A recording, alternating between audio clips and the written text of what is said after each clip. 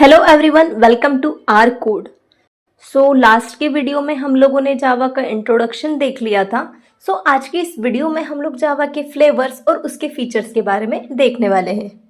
तो जावा के फ्लेवर्स के साथ स्टार्ट करते हैं।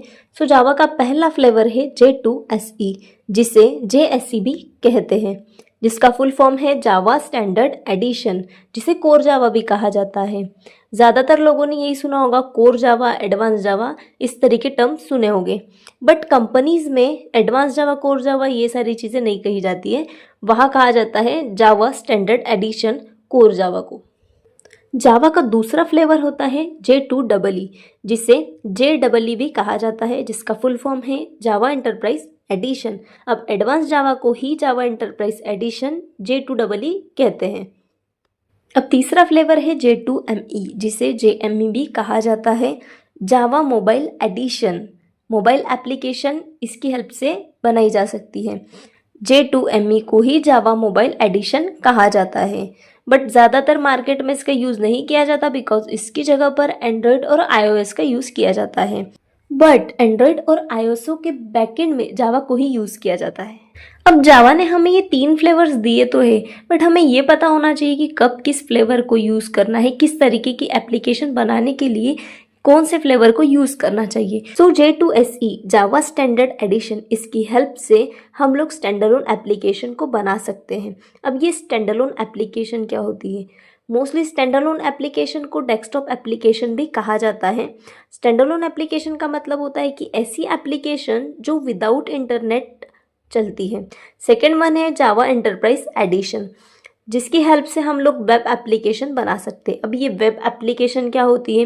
वेब एप्लीकेशन मतलब एक ऐसी एप्लीकेशन जिसे मल्टीपल यूज़र एक्सेस कर सकते हैं with the help of internet. मतलब सेम एप्लीकेशन को मल्टीपल यूज़र्स एक्सेस कर सकते हैं। फॉर एग्जांपल IRCTC, नौकरी, लिंक्डइन, जैसे अमेजॉन, फ्लिपकार्ट, ये सारी क्या है? वेब एप्लीकेशन है जो कि सर्वर पर चलती है।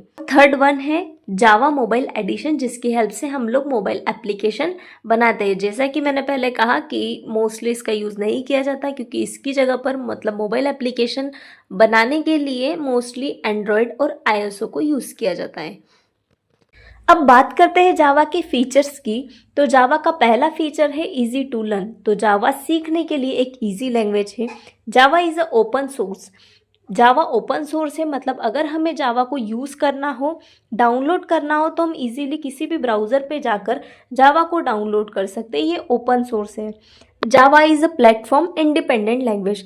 तो जावा एक प्लेटफॉर्म इंडिपेंडेंट है। प्लेटफॉर्म इंडिपेंडेंट का मतलब होता है कि हम किसी भी ऑपरेटिंग सिस्टम में जाकर इसे रन करवा सकते हैं। अब ये ऑपरेटिंग सिस्टम क्या होता है? तो ऑपरेटिंग सिस्टम एक मीडिएटर होता है यूज़र और जावा के बीच में।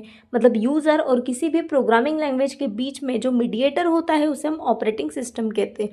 जावा प्लेटफॉर्म इंडिपेंडेंट लैंग्वेज है, मतलब हम किसी भी प्लेटफॉर्म पर, मतलब किसी भी ऑपरेटिंग सिस्टम पर जाकर जावा को रन करवा सकते हैं।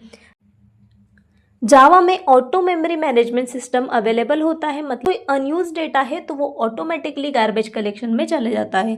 तो यहाँ पर ऑटो मेमोरी मैनेजमेंट का कॉन्सेप्ट यूज़ होता है। जावा पोर्टेबल है, मतलब किसी भी प्लेटफॉर्म पर हम इसे रन करवा सकते हैं। वीडियो अगर हेल्पफुल रहा हो तो please like, share and subscribe, and thanks for watching.